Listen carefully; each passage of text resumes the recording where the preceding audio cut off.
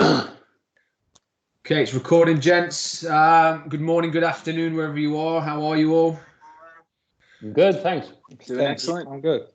New faces, Mark. So we'll just quickly do some introductions, and then we'll have a little chat maybe about week 4 and how things are going in everyone's respective countries. So we have Bastiaan. Welcome. Thank you. How are things in your neck of the woods? Yeah, of course, it's difficult because of the situation in Holland, but nothing to complain. If we're comparing with Italy and Spain, we can go outside. The weather is good. So the last information is that they are satisfied about the situation now in Holland. So yeah, of course, we miss the children, we miss the pitch, but yeah, it's the situation now, and give opportunities to do different things. Studying, playing piano, listening music.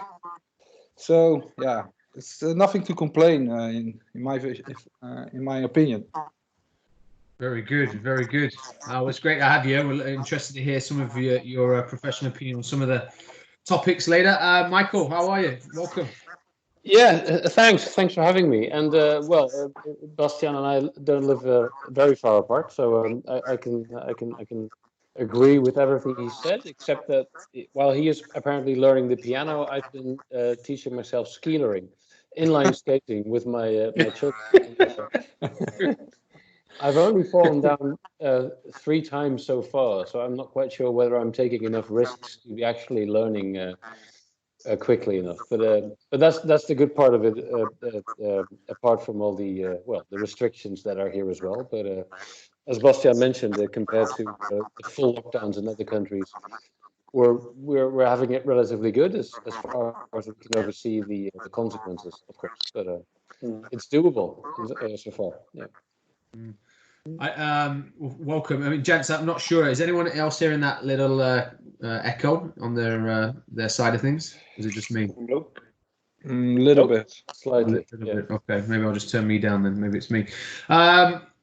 Britain, how are you, mate? I'm doing well. Things are good here. It seems like things may be slowing down just a little bit. I don't think we're at our peak week. The surrounding counties are all locked down. Our county is not. So we're still able to get to the store and everything. And I spent a lot of time reading, and I think nothing to complain about here. I'm more concerned for the rest of the world, really. Yeah. So you were able to still get out and sell your goods on the black market? It's a little slow, but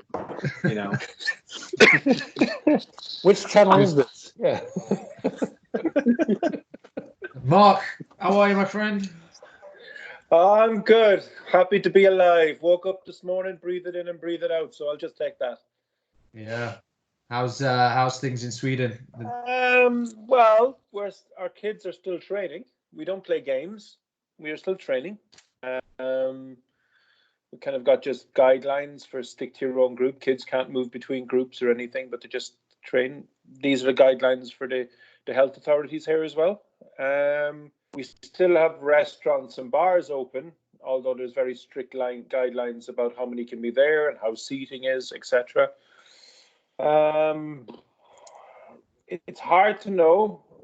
The latest reports I know is that it seems to be still under control for the health, the people working in the health, the nurses and doctors, to still, despite they're under pressure, but it hasn't gone out of control. So I guess whatever this curve they speak about is, it's still kept slightly under. We're increasing, of course. I know there's been some problems in old people's homes and things like that, where infections have got into the homes, unfortunately. But I think we're heading to 10 very important days here. The government are looking for special powers now, because I have a feeling they might want to just temporarily close areas down, shopping malls and restaurants down for a while, for a week or two. I don't know. The amount of people on the IVA, those respirators, hasn't really gone up too much in the last week. So Are the children going to school? It's hard to tell. Yeah. My kids are still going to school. Oh, really? Yeah, I know it is. Yeah,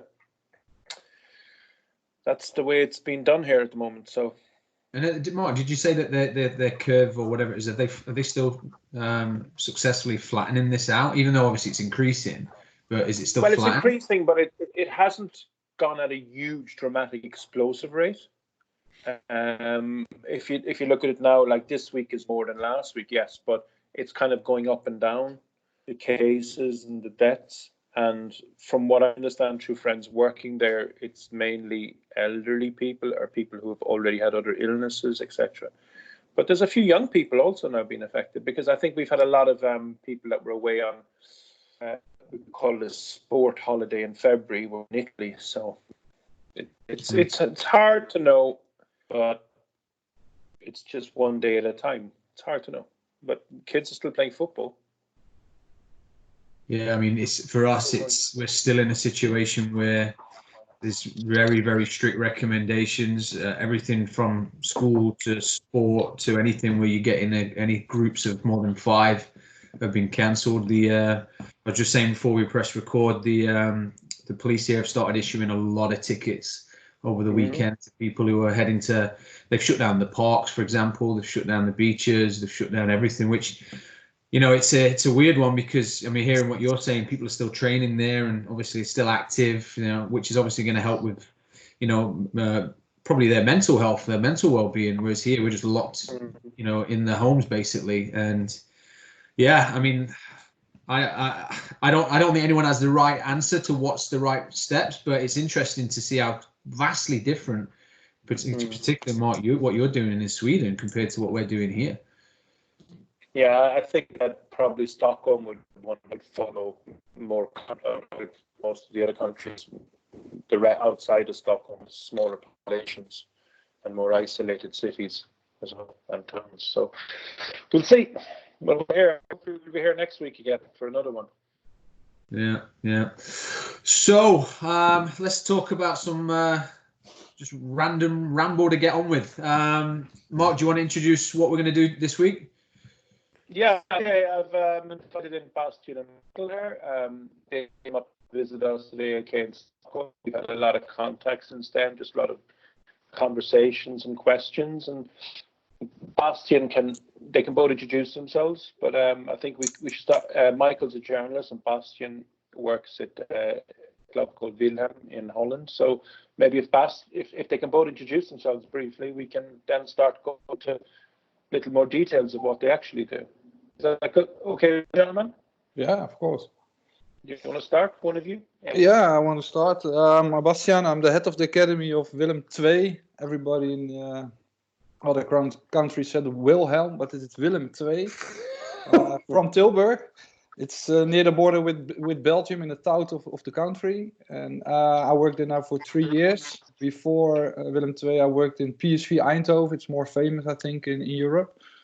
Willem II is more famous about the developing of Virgil van Dijk. He's playing for Liverpool, of course. And Frenkie de Jong is playing for Barcelona. That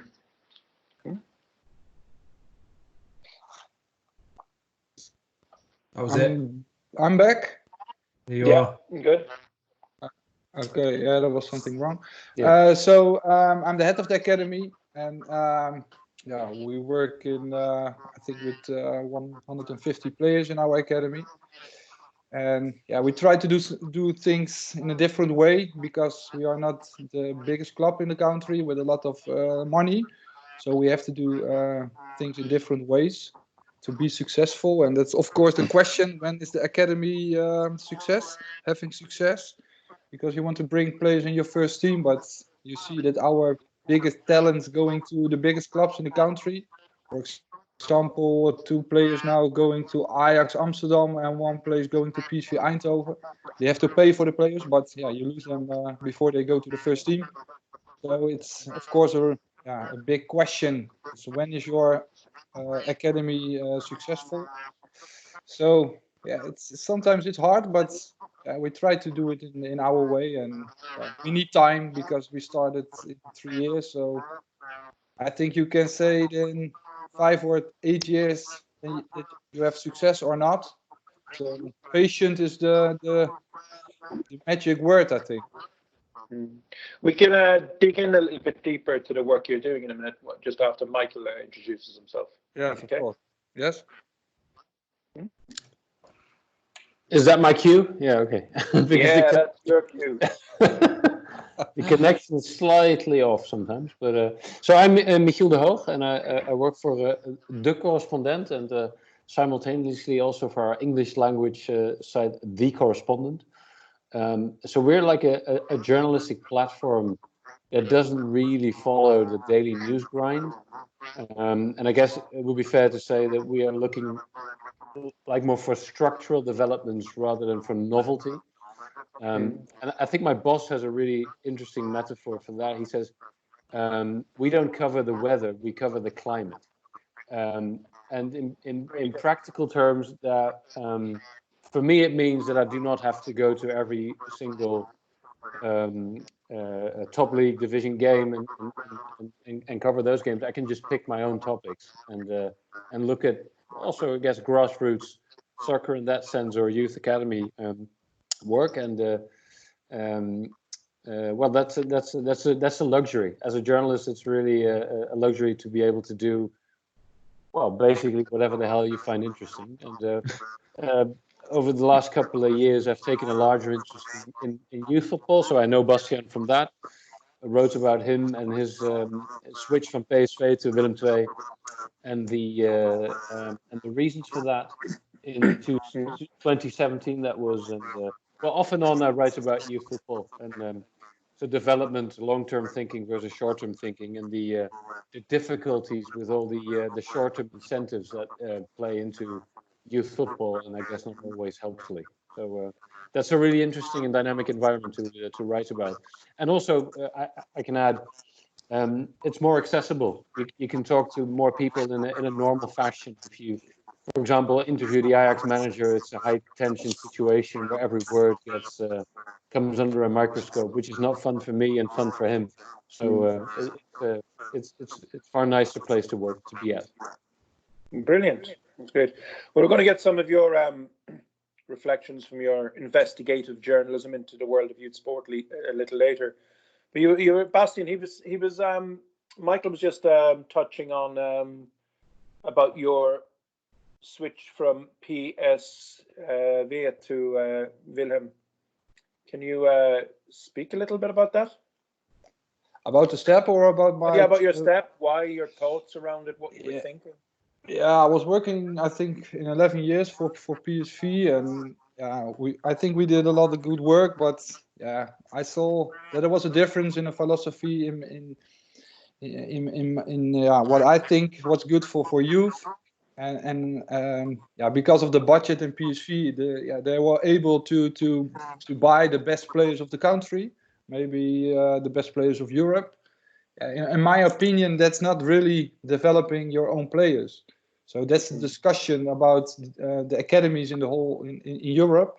When you talk about developing and when you talk about identification, and I think that's a really big difference. So if you have a lot of money, so the biggest academies in Europe, like Barcelona, Real Madrid, but also Ajax, they have a lot of money, they have a lot of power in their own country. So they are able to buy the best players from the whole country, and of course they have great teams, and of course this system brings some players to the first team and to the biggest clubs in Europe. But yeah, I think that's not the same as developing, and it's interesting what you can do if you're a small club, because there are a lot of few examples. For example, Athletic Bilbao, they're doing it in a different way.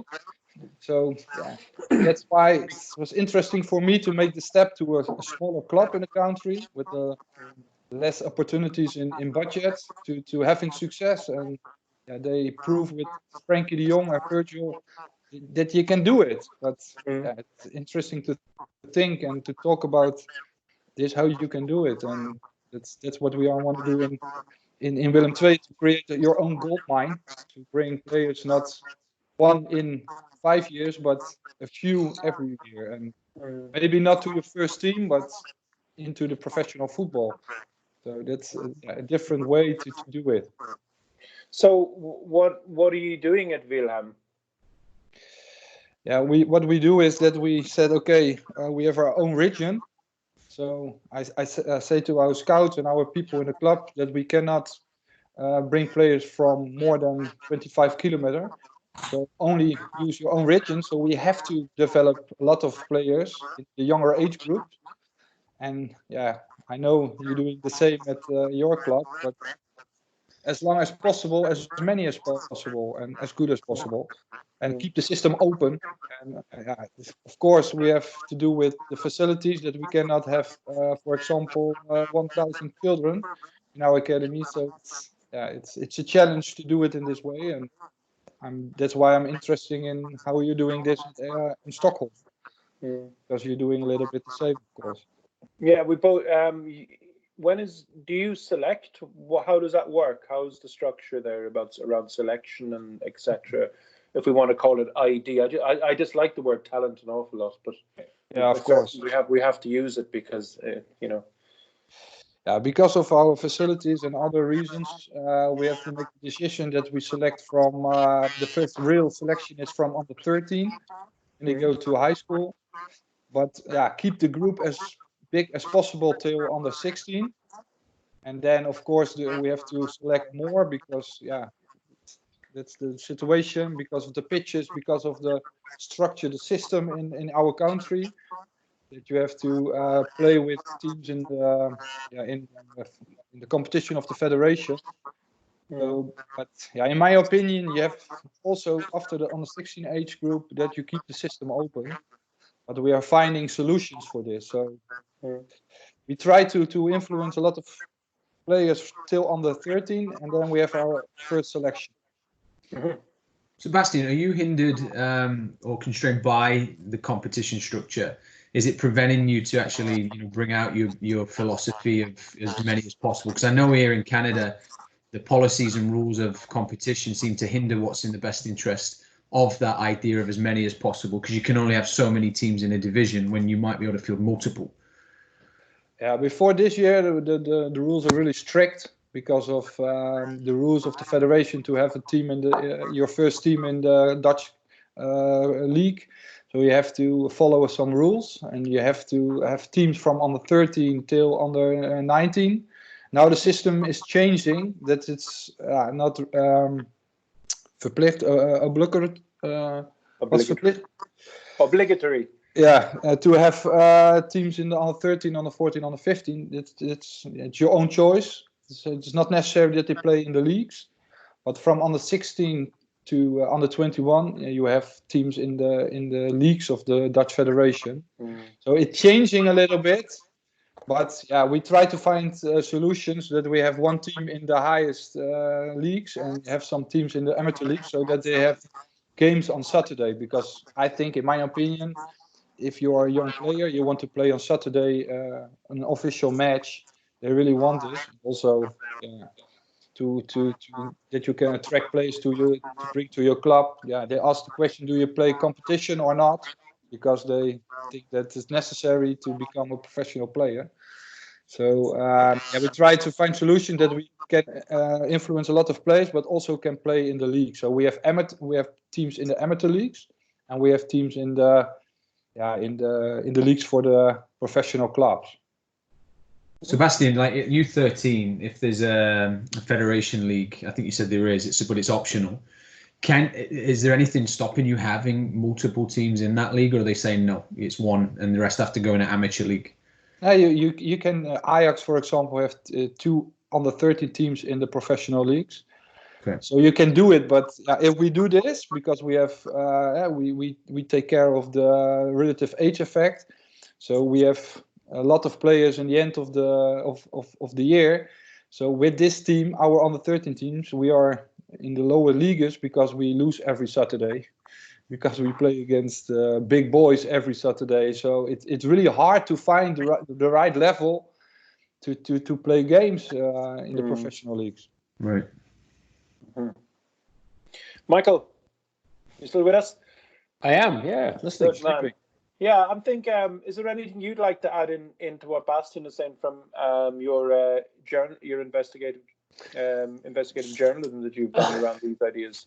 I always find investigative journalism such a. I'm just picking you up here, okay? Yes, you are. Yes, and it's embarrassing me.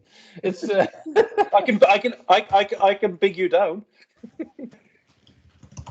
Sorry, I couldn't hear the last thing, but if you can understand me, one of the points that Bastiaan touched upon, which I find really interesting, is that they have been more or less specifically, but Bastiaan should correct me if I'm wrong, looking for later maturers, and this is of course in the Netherlands. I'm actually just currently working with the Dutch Federation to get a new view of how the age effect is playing out in Dutch football on the highest youth levels. But the strong assumption and suspicion is that this age effect has only increased over time since more attention has been brought to it.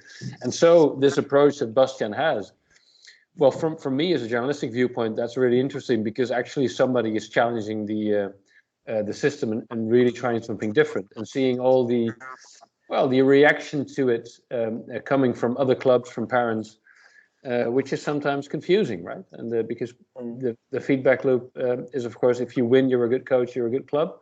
And if you don't, well, what are you up to? And that's a little less secure and a little more interesting. So, which is obviously why I got interested in what Bastiaan was up to in Tilburg.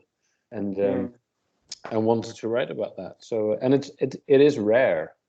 Still, so there are growing voices and influential voices too in Dutch football, more aligned with what Bastiaan was saying, but it's still very hard to do so in practice as a club.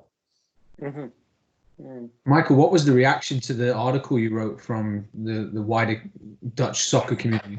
Well, it's hard to say. Many people get this, right? So many people see that.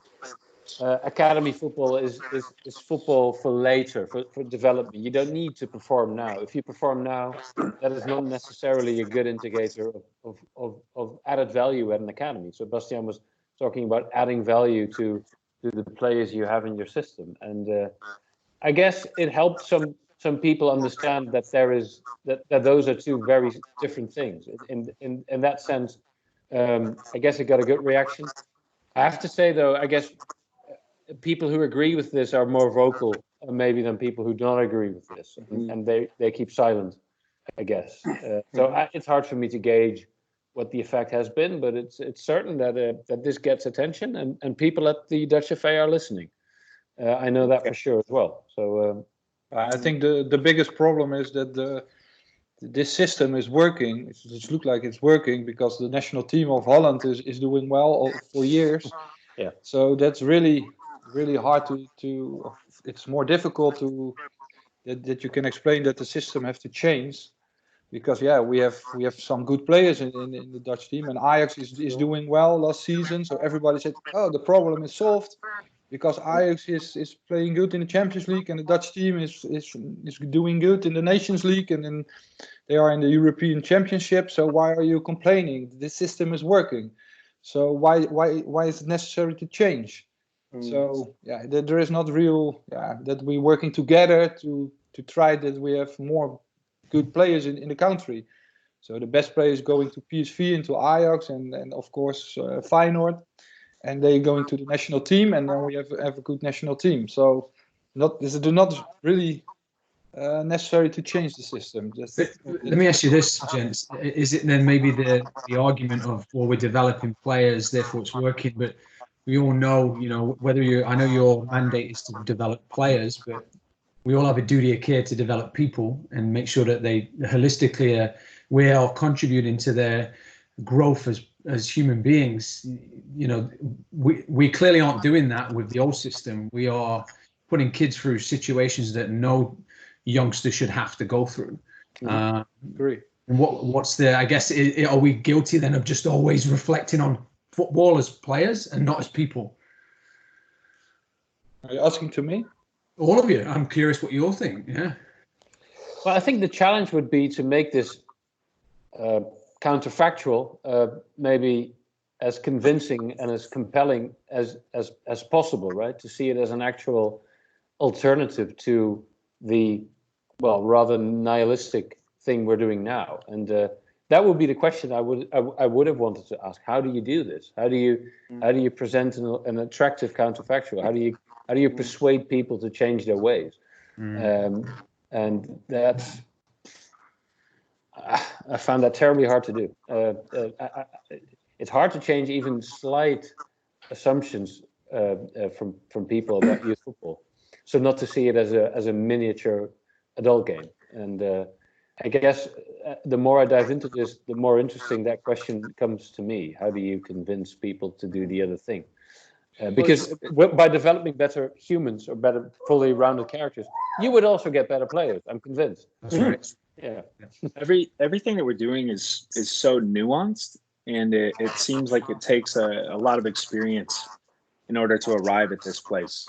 So, communicating, a nuanced philosophy, like that it's not all about the wins and it's about long-term development. I'd be curious, Bastiaan, what are the interactions like with the players? Like, how are you guys approaching, preparing the players for that long-term commitment, if they're not seeing success on the field? For me, it was really important when I started in Willem II that I select coaches with one very important belief, is that they believe in developing. Because if you have coaches who believe in talent, everybody knows, then it will be really difficult to change the systems. So I bring a lot of coaches with this belief. So it helps that they are working with the children every day, and from this point of view, and talk with the players about this. So that was the start, a very important start for me to select this kind of coaches. The second thing is that we have a way of playing and the way of training, that it's all about having fun and to play in our way, and we never say something about winning or losing it's what I said, it starts with the coaches, that they really believe in developing, that they like to work with also the not only the best players in the team, but also the more head players in the team, because then you are a good youth coach. Everybody can work with the best player. You have to really want to work with the players who are in the bottom of the team. So I try to work in the culture, and I think with culture you can be the difference. It's not in our way of training, in our way of working in the pitch, in the games, but you can influence the culture, and the culture is the thing that you can change the system. So how do you react if we are losing, or how can we react to the opponent on Saturday? And if somebody make a mistake, what is our reaction? So the culture is the most important thing, and that's my job to influence the culture. So I can talk about the way of playing and our methodology, because we have a Spanish coach and he's working on this. But I think that is not really the difference. But everybody can find the information on the internet about exercises and talk about the way of training and the way of playing. That's not a secret anymore. Of course, you can talk about isolated exercises and kind of stuff like this, but it's about culture. How do you deal with setbacks and bad results on Saturday, and where you put the focus on the game? That's the way that we try to change it. Really interesting. And that's why I was in Athletic Bilbao to visit them, because they have they do something different, and it's not a way of playing, of training. They're doing the same as every team in Spain, but the culture is really, really nice to see what they are doing. And I saw a little bit the same in Stockholm. It's about the coaches and the culture, and how do you talk about children and developing of children?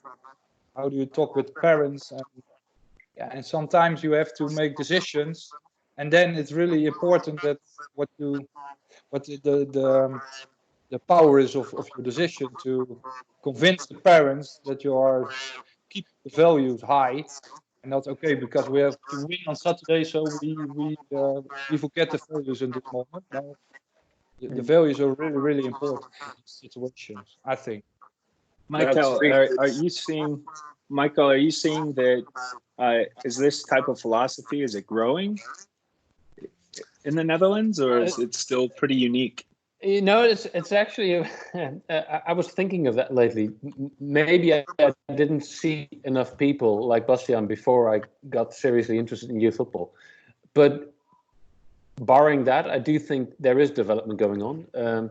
So recently, I did an interview with the head of the academy of Vitesse, so a reasonably big club in the Netherlands, and this guy will be the head of the head of talent development at the Dutch FA come next season.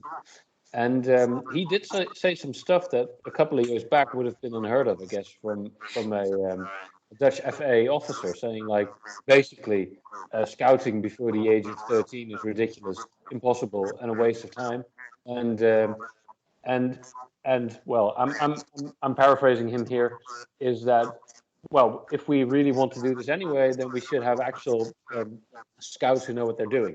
And he quite clearly pointed out that even at a professional academy, again coming back to this relative age effect, there were even coaches who simply didn't know what that was, which also quite clearly illustrated how difficult it is to raise a certain awareness. But the thing is that he said this out loud and made his point so clear from his position that he is in now and that he will be in come next season. I found quite compelling, actually. And also the Dutch FA has made similar noises and got really criticism from the bigger clubs, but in particularly the bigger media. For example, saying that that the KNVB, so the Dutch FA, is surrendering the will to win, and the win to win and lose in children. Because in some of the younger age group, there is no league tables published anymore, and that received a lot of criticism. But they stick to their guns. So I have to say, it seems to be that there is indeed a growing acceptance of similar viewpoints like Bastiaan's in the Netherlands, certainly. It's changing a little bit, but not, in my opinion, it's not fast enough. Yeah, but it's baby steps, I guess, right? Yeah, of course. Yeah. But I would agree as well. That's very similar to how it is over here. There is a movement happening. It's a slow movement. I'm saying with you, Bastiaan, I'd like to see it move a lot quicker because they're not kids for long, and we need to service them and make sure that we do what's best for them. But I think it's conversations like this. I think it's this vulnerability and honesty, it's a situation we have with this pandemic where we can have some time to have a conversation to share this, because I think the more we are sharing these conversations, maybe the chances, and you mentioned it, Michael, like how do you change people? It's so tribal. I think we have to somehow convince them that our tribe or this tribe is something to look at here. I mean, it's about people. It's not about professional players. They will become professional players if no matter what. Someone's going to. It's just the other argument is survivorship bias. It's But even, for example, so Jason de Vos is still at the Canadian Football Association, I believe. Or yes, he is. Yes. Yeah. Well, I've seen a couple. I tried to contact him. If he does watch this, please get back to me. But I've seen him speak a couple of times, and he seems like someone who knows exactly what he wants to achieve. He's in some position, I guess, to achieve this. But even so, if I hear correctly, a lot of things could be better still, and so that only shows me how hard it is to change a system. And with that as well, Michael, I mean, you're right with Jason. He's the director of soccer for the country, and it has only recently, the narrative has only recently changed since he's came into leadership. Right. So I mean, even in the short time that he's been in the role, there has been major strides. But yeah, I mean, it's like everything. You've got so many different political hats that he has to navigate. And when you think about Canada, it's the size of some continents, as you know. So you're dealing with like mini countries within your own country. Yeah. It's very, very challenging. Not that that's an excuse, but that's just some of the, I guess, issues and constraints he has to deal with on a daily basis. But I will mention it to him, and in fact, this is probably a good way for me to tag him, Mark. Yeah, we need to get it. We need to get him on as well. That's right. Yeah, he can talk about all the great goals he scored for Ipswich. It's definitely a challenge here. We have promotion and relegation at very young ages here, and the idea is to establish some parity in the league. But Britton, what do you mean very young ages? Can you be more specific? Like 8, 9, 10. And we're making movements. We're making movements to change that. But people's first reaction is that how are these kids going to learn how to be competitive? And we feel like that regulatory constraint and that long-term consequence is the only way to get the emotional investment even required for the development. And that's just people's first reaction to it because it's so different. I think rather than looking at looking and working with the individual, to get that emotional investment and to look at sustainability, it's a huge change for people. Is een grote ding. Ja. Where is? Ik ben nog in gesprek. Hè? Yeah. I think Mark though is the thing that when you Hello. came to Canada and you mentioned, like, if we were to blow up youth and children's sport and basically build it based on the needs, emotional needs of Physical, children. emotional needs. Yeah, or if you let them build it without our involvement, they wouldn't build it like that at all. Yeah, but if we were building it on children's physical and emotional needs, it probably would it look like it does today? And nobody's ever said yes. So that's kind of interesting. I think even people working in these areas, they understand this themselves. I'd like to. I think what's really interesting about this idea of competition and winning and losing, I think that it does mean something to kids, and that's what we should never forget. Because I think the idea is that kids compete, adults compare. Right. And I think that's kind of really an essential difference here. There's nothing wrong with competition because kids compete. They want Is that your one-liner, Mark, or is it? What? No, I probably stole it from someone else, like I do all the time. I like it. Yeah. Every artist is a poet, every cannibal a thief. Yeah. So, like, I think basically kids compete, adults compare, and I think that is very much the crux of possibly what we're dealing with. And I'm quite sure Bastiaan gets that when dealing with parents as well in his work at the moment. I do. We are really trying to explain to parents what we think that's important, because we are developing young adults, children, and we do it in our way. We have the same aim, is that they can be happy in their life, and if they are trying to be professional play, okay, it's okay, but the chance is very small, and we have to know that we are trying to develop their children. So we have to working together, and we do it in our way. And if they don't like it, they have to go to find the club. The club they are doing in their philosophies. We are making the first talk with the parents is really important for us, that we explain what we think is important in the developing and in the raising of children, and if it's really important they agree, and if they don't agree, they cannot be in our club. Even if they are a big talent, we don't take them. And of course, they can make mistakes, but they have to know that they have to learn to help us to. And what we see now is that it's really quiet on Saturday. So I think that's a sign that we are doing well. And everybody speak about our teams, that they are really, what do you say, sportief, Michiel? Sportsmanlike. Sportsmanship, yeah. So everybody's seeing that we are doing well in this. That's really important, that our behaviors is giving the examples, leading by example. It's really important that we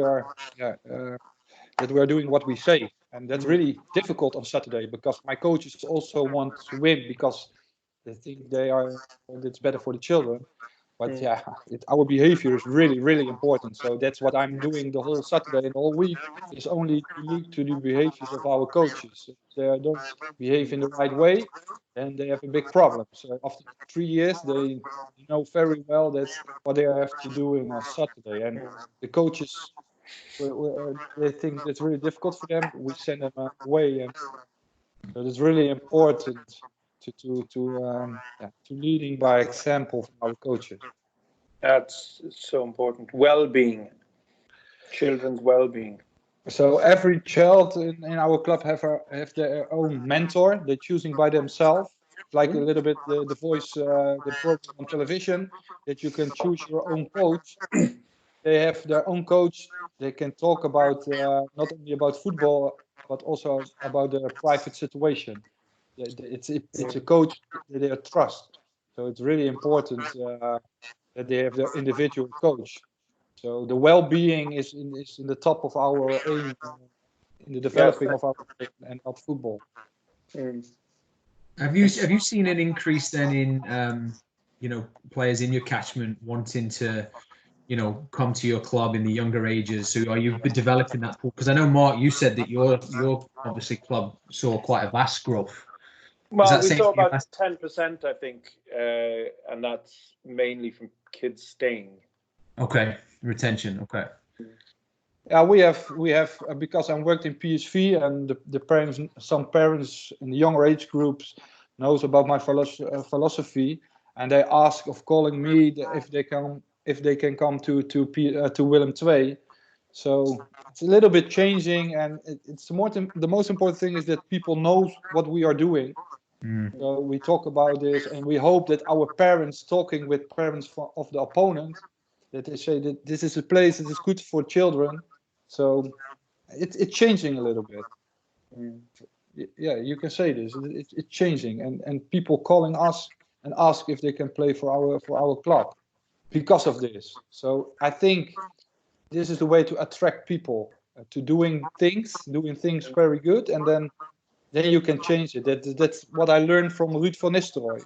He said always to me, you try to change everybody, but you cannot change the mind of every people. So start doing things, and then you will see that people going to you, and some people never come because they don't believe in you, even you have success. So don't try to do this. Really good, really good. Michael, I think it'd be really good to kind of round some of this off, what we're discussing, with some of your own personal insights, because you're neither connected to a club or have any loyalties to a club or coaching. So it's really interesting to hear a bit more from your journalism the last few years, the journey and where it's taken you, and your thoughts, and how have your thoughts changed or developed or evolved in any way in the last few years? So one of these. So let's be honest here. I've only gotten interested into youth football 3 years ago for in earnest. And one of the things I always wondered about is and this is, well, I hope I phrased this delicately and nuanced enough. But the Academy of Ajax is seen, I guess, in broad parts of the world as one of the better or even best academies around.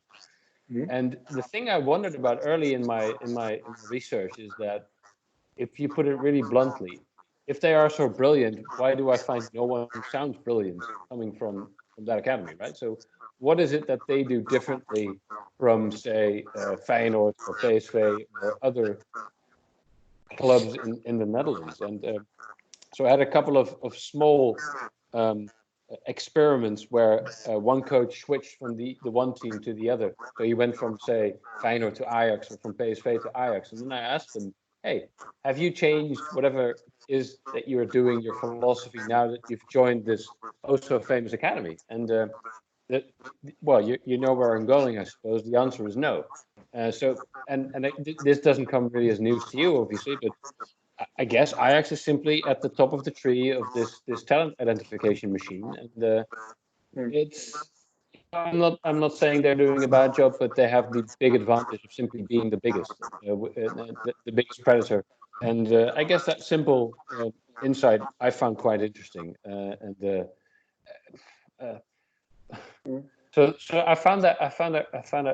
I really found that fascinating, and also to see so how these bigger academies are developing and looking for. This is of course a common theme in all of your dialogues as well, of how they are still getting younger and younger in coaching. So last November I was at this open talent day of Ajax where 3-year-old kids were being evaluated by well, more or less professional scouts, which struck me as remarkable, but then also maybe part of a machine of continued interest and fascination with football, of which they tend to profit because they are these big clubs. So more or less, I find they don't even have to look for the best talent. The best talent will come their way anyway because everybody wants to play for Ajax. So it's I think it's for them also hard to fundamentally change and maybe be a different club. This shouldn't be about Ajax. I guess it's not. It's not really about them. It's simply about the biggest club in any such system, which would, I guess, behave like that. PSV is the same thing, more or less, I guess. And Bastiaan is maybe at a somewhat smaller club in a position to do things differently, more easily. Like AZ is doing things slightly more differently because they have less pressure on themselves. They're not as much under the microscope. So. What do you think is the big difference between Ajax and AZ, Michiel? Mm. They are both in the west part of the country with the most inhabitants. So well, that's a really interesting question, which I do not actually have a super answer to. So I do know that they do a similar thing than what you do is look after more players in the neighborhoods, educate coaches of other football teams that they are attached to, and try to make mini AZs out of them, I would say. But I guess then every big club in the Netherlands would say they would do this. And I guess they have to be a little bit more careful about how they do it and who they include in their system, and be a little bit more open.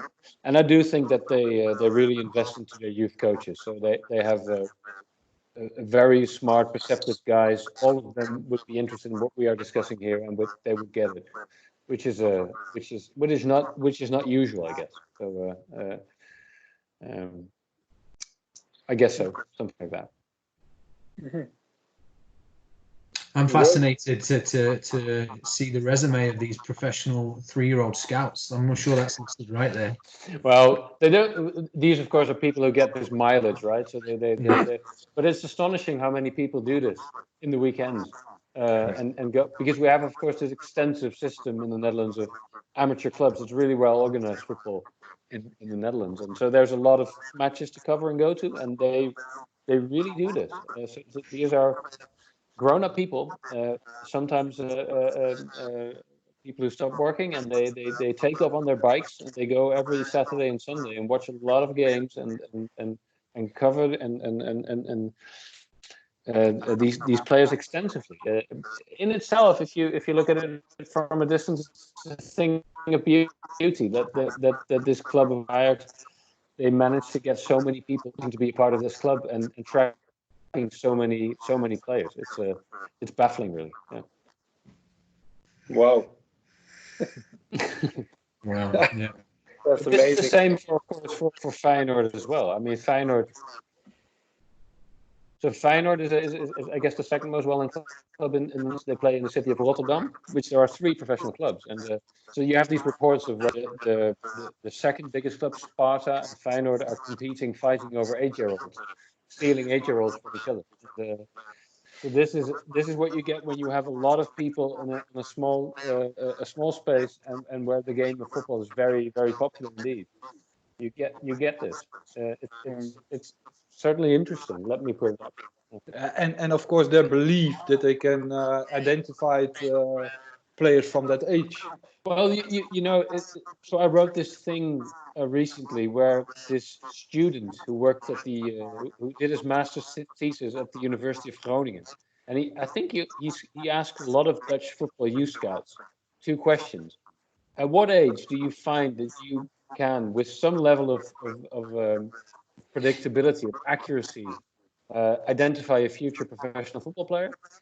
And at what age do you actually scout players? And the answer to the first question was 14.7 years. And their actual age that we were scouting at was somewhere between 8 and 12. So I'm not so sure whether they actually think they can do it, but the incentive structure is in that way that they need to do this. So if you want to be a scout at an age where you think it's actually worthwhile what you're doing, you need to be a scout earlier so you can prove yourself to the system. So it's so complicated, and you can easily say, like, come again? Just like a child, you need to be selected earlier so you can. Yeah. It's similar. It's the parallel, right? And so who is giving up their job because of this? Who wants to lose matches because they want to follow their beliefs? It's very, very difficult indeed. And just like a coach, you need to win, and the coach needs to win matches earlier. Yeah. So I would have to say that if you say development of thinking, I've become a little bit more pathetic and less critical of these people, because I do think that most of them know what's going on and what they ought to be doing, but it's very difficult. Well, a lot of people also in the media trying to prove the system, that they have lists of players who's now playing in the first team of Ajax, and they're starting at the age of 10 in the academy of Ajax, to say, look, it's working. It's necessary that you select players from 10 years. So a lot of people believe in this system. So, and they have success with this. So there's not necessary to change it. So, and the alternative to that is explaining to people survivorship bias, for example, and that is a much more difficult thing to do than rather than give this list and say, hey, Matthijs de Ligt, he is one of the best defenders in the world, and he joined Ajax at 8, and this is true. That is true. So try and come up with an alternative to that story. But I think actually, we're speaking of a story. When Bastiaan, when you were up with us at AIK, I introduced you to our 8 and 9 year olds, and it was a really wonderful conversation. And I think you really, because some of the adults, the parents, I invited them nearby just to have a listen, and I think it really struck a chord with a lot of them what you were saying, because I introduced you, and then you asked them, can you name some famous Dutch footballers? And bizarrely, the first two they mentioned were Van Dijk and De Jong, and these 8 and 9 year olds. And they were all, and you were explaining, yes, they come from my club. But what was wonderful is when they asked you, were they always the best? Do you remember your answer you gave? Yeah, I said that Virgil van Dijk was always one of the players, was sitting on the bench till some age of 13, I think. And Frankie was a really small child till he was 18, I think. So they never be the best. I have some matches of Frankie de Jong playing against PSV on the 16, and he only touches 2 times in one half the ball. So and I can prove it, but they were not never the best in that team. No. But you told the kids something important, what they loved. Playing on the street. Yeah. They play a lot of hours on the street with their friends, and of course this is the success stories, but they are really, really involved in the game outside the training sessions on the club. They are always playing on the street with their friends. And the reason that Frankie was not choosing for PSV in the youth was he wanted to play with his friends at Willem II. And he always choose the joy before the money or the ego. So the intrinsic motivation of Frankie and Virgil was so high that they were there because they want to play. And if they're playing in the amateur club, it was also okay. But he played the whole day on the street with the friends, and that's the most important thing and the most important message. But it's you can tell the story, and you hope that the players can understand this. But it's really, really difficult. Yeah, that was something that really hit home with a lot of the kids. They were so happy to hear that, and so was some of the parents. It just was really, really good story. I think it's and as we say, Mike, as I said to you, Michael, it's not the Hollywood story. No, not really. It's not the one people want to really hear. No, I don't think so. That's the linear It development, right? doesn't sell newspapers, does it? No, hardly. Yeah, unfortunately, I don't have to. But it's more interesting. So it's a challenge to me or to anyone else to also give that perspective and make it a convincing alternative pathway. I have a nice document in the club, and it's a document about the developing of Virgil when he was 12, and they have to give a voorspelling. Was it a voorspelling? A forecast. A forecast about his future, and they say the coach of in that time saying that he was maybe reaching the second team of Willem II. That was really high, but maybe. So we can show this to our players. Look, what we are saying now is it's saying nothing. So we don't have some talk with the players anymore because we cannot give a perspective of the future. So we are doing this. And it's one of the secrets of the gold mines. Don't talk about the future. Never. Don't say anything about what they can reach in the future. So don't do this. Keep it open. Keep the system open. Of course, yes. Mike. It's difficult, of course, because they have to play on Saturday, and you're comparing the players all the time. So I know it's difficult, but keep the system open and ask what the player wants, and if he wants to play every week, and it's okay, let him play. Yeah. Mike, Britain, anything to add? Yeah, for me, Mark, it's I think the difference with Canada being such a young country on the the football stage, and I'm listening to obviously the story about playing on the streets. I think that is probably the biggest missing formula for a North American market. I don't know if it's the same for you, Britain, but our kids, they're not immersed in it like they are in Europe. They don't play all the time in the streets, maybe because of the geography and the fact that we don't live in very tight-knit suburbs. It's quite open and spread out, but it's something that we're trying to engage our culture in our club around, just play, loving it, and it's installing it at such an early age so that. But again, it's tough. I mean, that's a whole different topic, Mark, because how parents are operating maybe in North America. It's from one structured activity to the next structured activity to the next structured activity, that there is no time for free play. There is no time to go and explore the game and fall in love with it. So it is a huge component that's missing in this part of the world. And I mean, I don't see Canada are always going to have that disadvantage, I think, just because it's not right at the forefront of the kids' thinking. If you see kids outside, they're playing street hockey because it's built into the culture. Yep. But Mike, I have a question. You were recently in England, and so was I. I was over there lecturing in Sheffield, and you were there. Did you see many kids playing football on the street? It's funny, Mark. A couple of years ago, I would have agreed with you, but the local council where my mother is, they've actually put in a cage football, and there was kids in it, and I haven't seen that for a long time. That little space was just bare. I used to play football on it.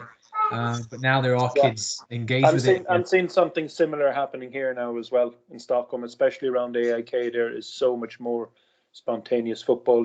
Kids even turning up way earlier for training just to have their own little games and things. So so I mean, I think there may be another movement coming. I think councils are starting to recognise that maybe the facilities were just a little bit, they weren't available or they were dated. But even this little cage, and I don't know if it's the same in Holland, gents, it's even got some form of electronic system in it so that it lights up and the kids are playing in it, and it's no one supervising it. They turn it on themselves, they turn it off. I was shocked, to be honest. I haven't seen that. I do see these small caged courts. Yeah, certainly, but not that advanced. No. Right. Well, yeah, I left our last conversation with this this idea that Mark, you said that you did an investigation on your culture, and I think, Mike, it's probably important that you and I do this. I don't know exactly where to start or how to survey, but I mean, I think the assumption is that we lean a little bit more towards these structured activities. I know that when we run pickup play, we get a lot fewer players than if it's a structured, scheduled practice. Parents don't feel like it's it's worth the time or worth the drive or that sort of thing to let kids organize themselves. But I don't know. I feel like there is a way that we could get ahead of it to some extent, but it's kind of getting a better understanding, probably more interaction with with our parents at an earlier stage in the kids' youth career. It's that notion, isn't it? That culture will eat strategy for breakfast. I mean, Yep. Yeah. I didn't come up with that one, Michael. No, but it's everywhere here. I mean, I just picked up my kids from school, and even on the playground of school, there is this kind of cage and astroturf, and it's wonderful. And there's always kids, mostly boys, but also girls playing on it. So that's a luxury. Yeah. Wonderful. Yeah. Good. Any final thoughts, questions, reflections, anything?